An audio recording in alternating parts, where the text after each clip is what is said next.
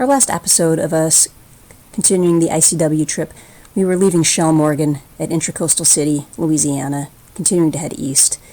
We stopped for the night and anchored at a place called Onion Bayou, and here we are moving the boat to be able to pick up the anchor easily. The road, or the chain, is out, and the anchor's down in some mud, and Travis is giving me directions on which way to take the bow. It gets a little bit more animated. Sometimes it's difficult to hear over the engine of the boat. But here he's giving me directions on which way to go. Then he's going to manually pull up the anchor just by pulling on the chain. We do have a windlass, which is a piece of machinery that is used to pull up the anchor. We generally don't use it, though. It's a great workout for Travis, and I like the view.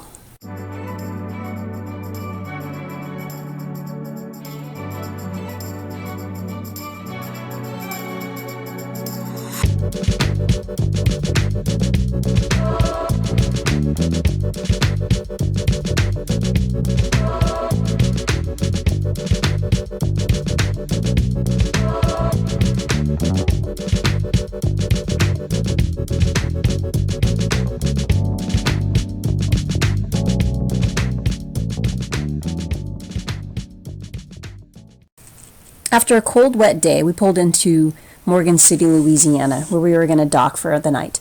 We pulled in and we could see that big power yacht that we'd met in Intracoastal City.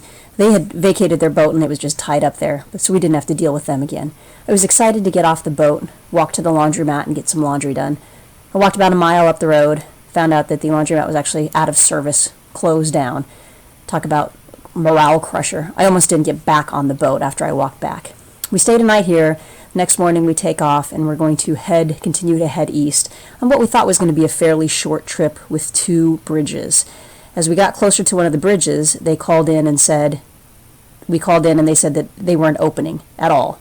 So went back to the dock, regrouped, and then decided to take the Atchafalaya River south. It was going to take us a little bit longer, but it was going to get us to where we needed to be.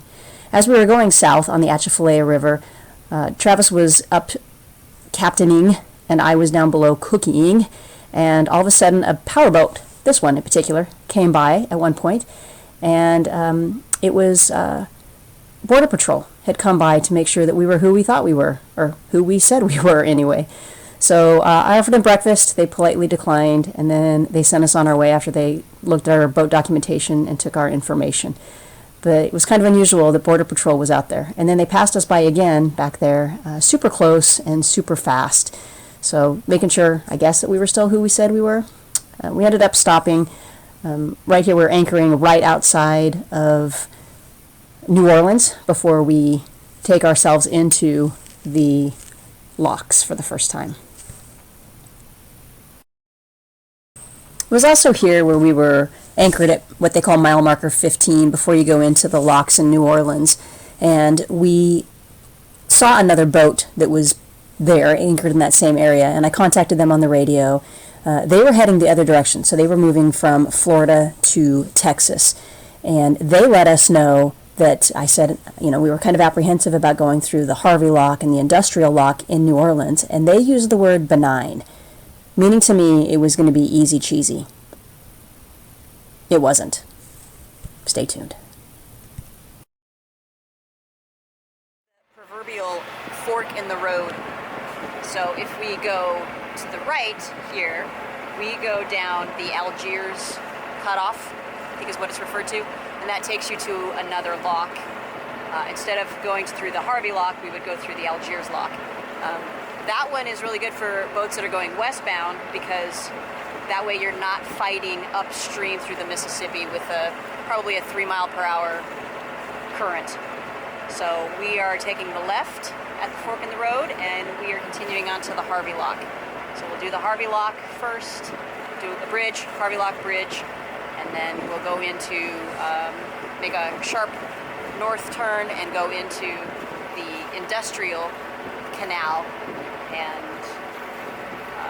do that lock, and then there's a bridge on the other side of that one, I believe, too. So.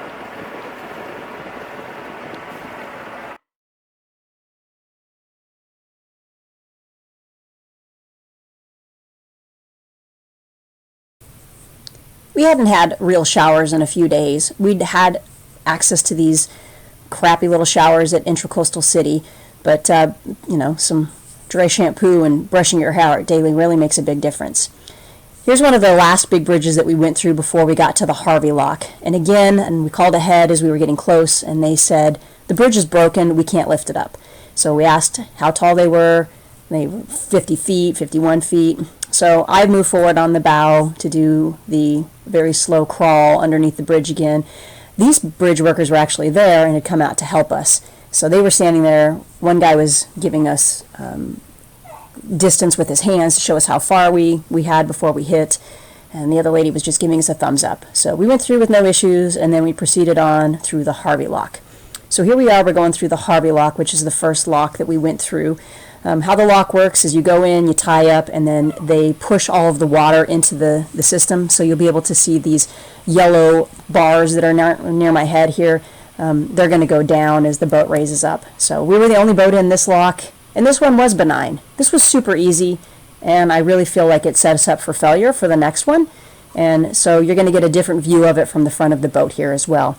And we're getting ready to take off into the Mississippi, which is the fastest our boat has ever moved on its own.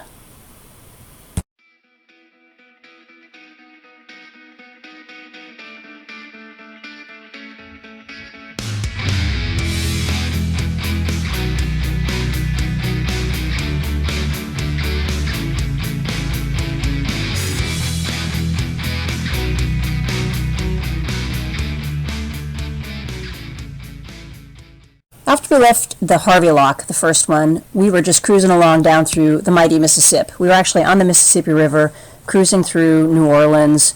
The riverfront was to our left there, very industrial on the right. It was very, very cool to be in that area. But we knew that there was going to be a more difficult lock coming up in front of us called the Industrial Lock. We had a cruiser's guide that told us that as you got closer, that it was kind of a sharp left-hand turn into the lock itself. And as soon as we came out of the Harvey Lock, we called on the radio and said, hey, we're coming, little sailboat. Now, again, this is a big industrial area, so there's these huge barges all over the place. There's great big Navy ships everywhere. We are definitely a small fish in this big pond of the Mississippi. But we're cruising on down, and as we get closer, again, when we called when we got out of the Harvey Lock, and they said, call us when you get closer.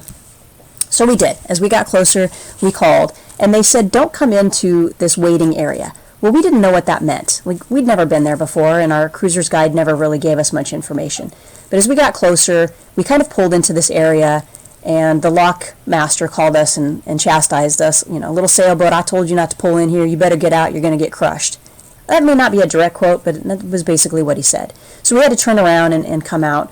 And we turned around, and then we bobbed right out in front of that area for probably about 45 minutes, just waiting. We'd pull forward a little bit and then put the boat in neutral, and it would just, the current would just pull us backwards. And we did that for about 45 minutes until they called us and said we could come in. Originally, they gave us the plan that we were going to tie up to a tug that was coming in. And that was kind of an intimidating thought in and of itself.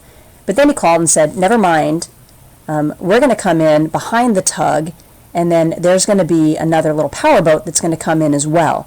And we're going to tie up to the powerboat. Let the powerboat go to the wall, and then we were going to tie up to the powerboat, which seemed like a much better idea to us, but it really was kind of intimidating and scary nonetheless. Again, this lock was a little bit different because the water let out, and as the water let out, it caused currents that we had never experienced before. And I often say that we have a full keel, but we don't have a real full keel on our boat. It's called a skeg-hung rudder.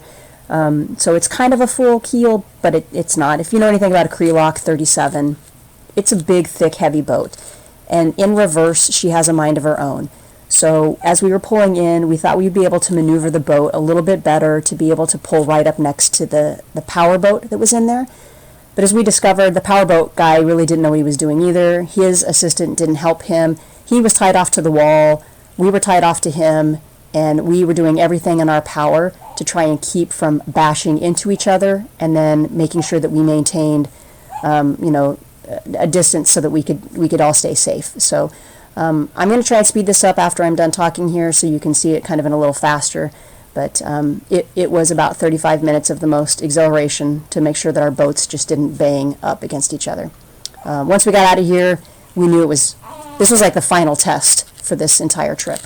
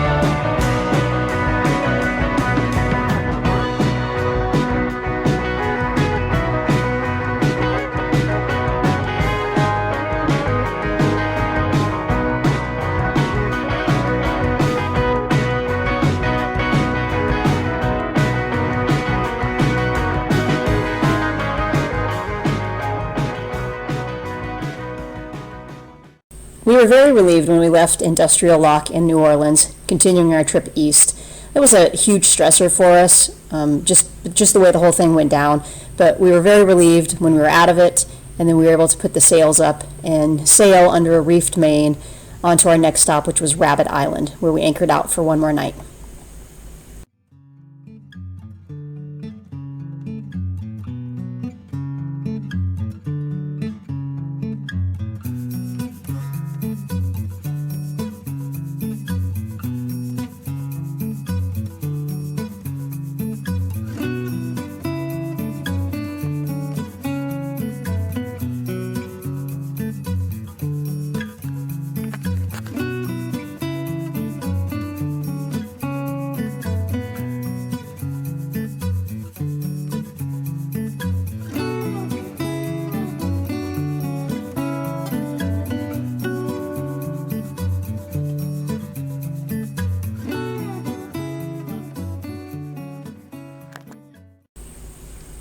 After our anchorage at Rabbit Island, we were ready to be done with this trip. We had a few more days, so we ended up pulling into the Marina in Gulfport, Mississippi.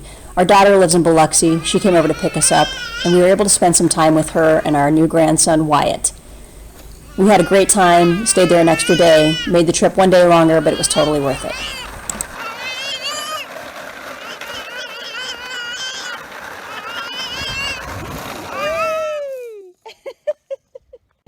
Put it away. Come around to this side.